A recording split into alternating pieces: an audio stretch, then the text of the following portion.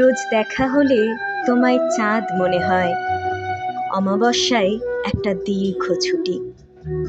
তোমার জানালায় গিয়ে যে ডাকবো, বলবো ঘর থেকে বেরিয়ে এসো, তার হয়নি। কিছুটা সময় নেব বলেই আজ ছুটলাম।